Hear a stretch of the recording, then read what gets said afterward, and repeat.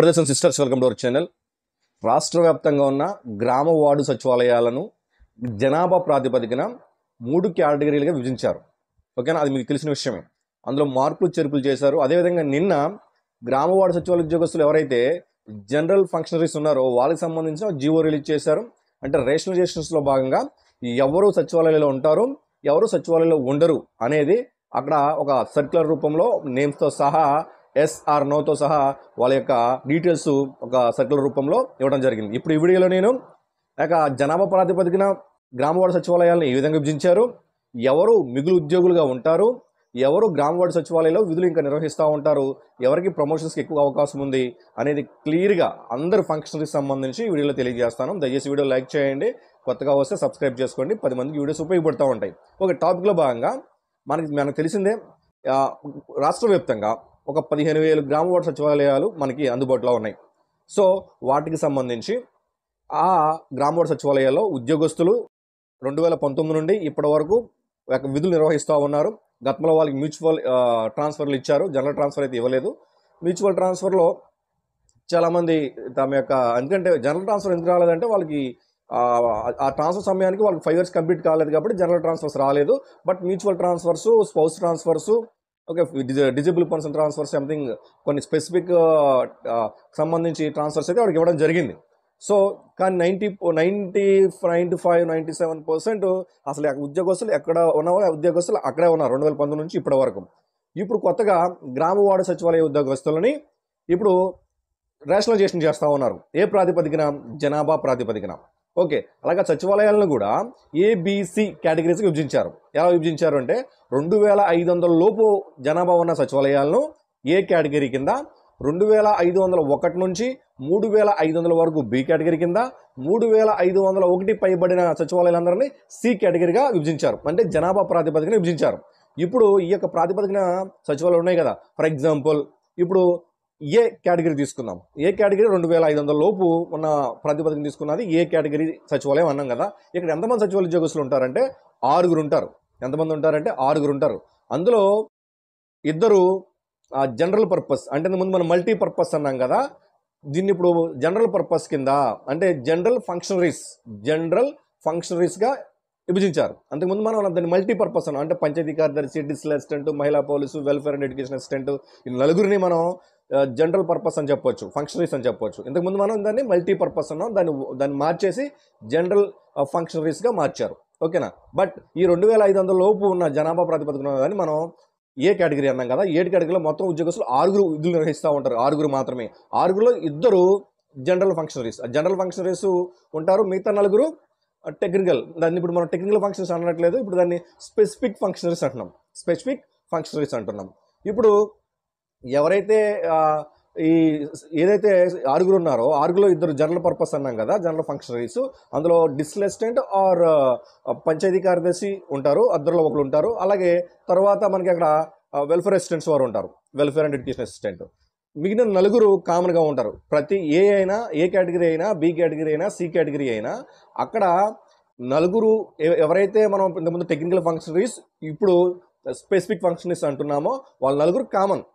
4 ఖచ్చితంగా ఉంటారు. ప్రతి ఏబిసిలో ఏ కేటగిరీ సచివాలయం అయినా, బి కేటగిరీ సచివాలయం అయినా, సి కేటగిరీ సచివాలయం అయినా ప్రతి సచివాలయంలో 4 ఖచ్చితంగా ఉంటారు. మారేదల్లా ఈ యొక్క జనరల్ ఫంక్షనరీస్ ఎవరైతే ఉన్నారో వాళ్ళు మాత్రమే మామూలు ఏ కేటగిరీలో 2, బి కేటగిరీలో 3, సి కేటగిరీలో 4 ఈ విధంగా ఉంటారు. ఓకేనా.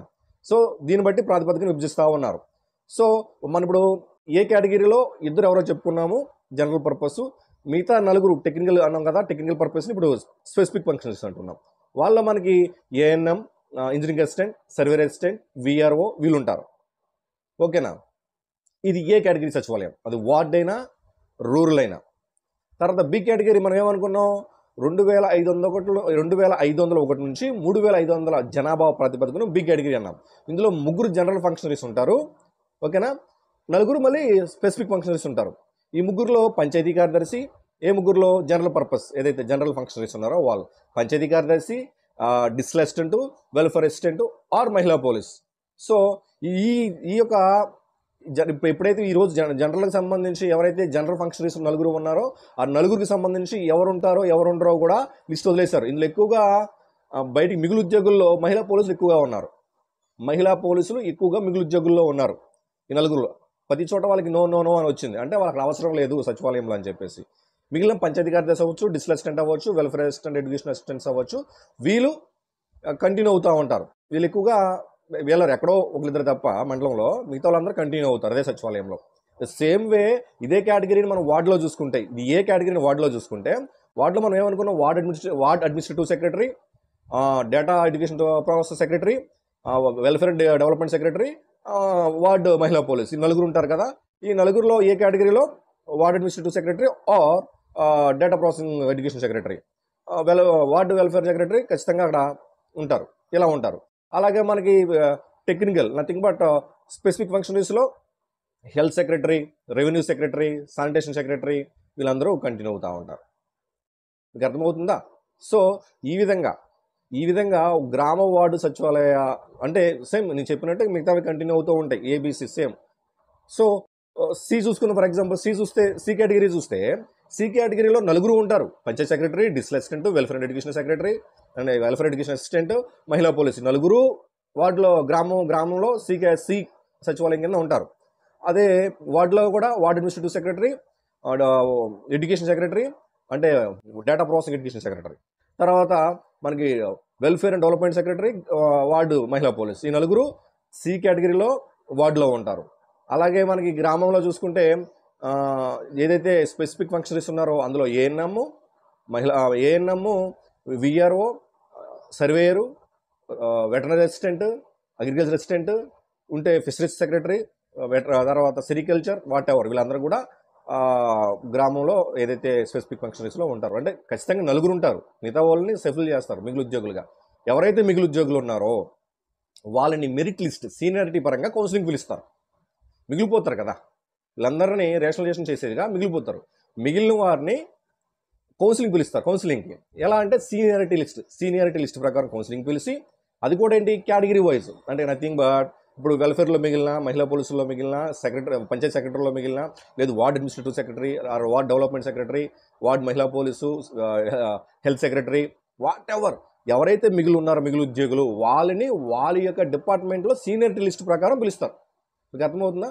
సీనియారిటీ లిస్ట్ ప్రకారం పిలిచి వీళ్ళలో ఎక్కువగా ఎవరైతే హై క్వాలిఫికేషన్ ఏఏ మీద కావచ్చు, రోబోటిక్స్ మీద కావచ్చు, ఎక్కువగా ఆర్టిఫిషియల్ ఇంటెలిజెన్స్ మీద అవగాహన కలిగి ఉన్న వాళ్ళని యాస్పిరేషనల్ సెక్రటరీస్. మనం ఎప్పుడైతే జనరల్ ఫంక్షనరీస్, స్పెసిఫిక్ ఫంక్షనరీస్ అంటున్నామో, మూడో కేటగిరీ యాస్పిరేషనల్ సెక్రటరీస్. ఈ మిగులు ఉద్యోగుల్లో నుంచి ఒక 15,000 మందిని బయటికి తీస్తారు. ఇది ఆ ఏఏ మీద పట్టున్న వాళ్ళని, ఇంకా మిగిలి ఉన్న వాళ్ళని ఆయా డిపార్ట్మెంట్లో ఎక్కడైతే ఖాళీలు ఉన్నాయో ఖాళీలుగా ఉన్న డిపార్ట్మెంట్లో వాళ్ళని మెర్జ్ చేస్తారు, విలీనం చేస్తారు. ఇంకా మిగిలి ఉన్న వాళ్ళని, ఇది యాస్పిరేషనల్ సెక్రటరీస్ తీసేగా మిగిలి ఉన్న వాళ్ళని. ఇప్పుడు మనం ఏమనుకున్నాము, general purpose, specific purpose, aspirational secretaries, ఈ 3 కేటగిరీలో మనం రేషనలైజేషన్ చేసేగా అలాగా పక్కన పెట్టేగా ఎవరైతే ఇంకా మిగిలి ఉన్నారో వాళ్ళని తీసుకెళ్ళి వాళ్ళ యొక్క సీనియారిటీ లిస్ట్ ప్రకారం వాళ్ళ ప్రకారం ఆయా డిపార్ట్మెంట్లో విలీనం చేయడం జరుగుతూ ఉంది. ఈ విధంగా గ్రామ వార్డు సచివాలయాల్ని ఇప్పుడైతే జనరల్ పర్పస్ అయితే జనరల్ ఫంక్షనరీస్ ఉన్నారో వాళ్ళు లిస్ట్ వదిలేరు. ఈ రోజు కానీ రేపు కానీ స్పెసిఫిక్ ఫంక్షనరీస్ ఉన్నారో వాళ్ళు ఏ చోట్ల ఉన్నారు, ఏ చోట్ల లేదు. ఎందుకంటే ఈ స్పెసిఫిక్ ఫంక్షనరీస్ని క్లస్టర్లో నియమిస్తారు. రెండు సచివాలయాన్ని కలిపి క్లస్టర్గా చేసి ఆ క్లస్టర్లో మిగులుస్తారు, ఎక్కువగా మిగులుతారు. ఏదైతే స్పెసిఫిక్ ఫంక్షనరీస్లోనే ఎక్కువగా మిగులుతారు. మిగిలిన ఉద్యోగులందరూ ఇక్కడ ఎక్కువ ఉంటారు. ఎందుకంటే ఒక క్లస్టర్ అంటే రెండు సచివాలయాలను కలిపి ఒక క్లస్టర్ చేస్తున్నారంటే ఖచ్చితంగా ఒక ఇంజనీరింగ్ అసిస్టెంట్ దగ్గర ఇంజనీరింగ్ అసిస్టెంట్ మిగిలిపోతారు. గతంలో సగానికి మిగులుతారు, అంటే 50% స్పెసిఫిక్ ఫంక్షన్స్ మిగిలిపోతారు. వాళ్ళకి ఎక్కువ అవకాశం ఉంటుంది. ఎక్కువ యాస్పిరేషనల్ సెక్రటరీగా ఆల్రెడీ డిపార్ట్మెంట్లో విలీనం అవ్వ. ఓకేనా? సో ఇది అర్థమైంది అనుకుంటే నేను డౌట్ కామెంట్ చేయడం ఆన్సర్ చేయడానికి ప్రయత్నిస్తాను. అందరూ బాగుండాలి, అందరికీ మంచి జరగాలి. జై హింద్.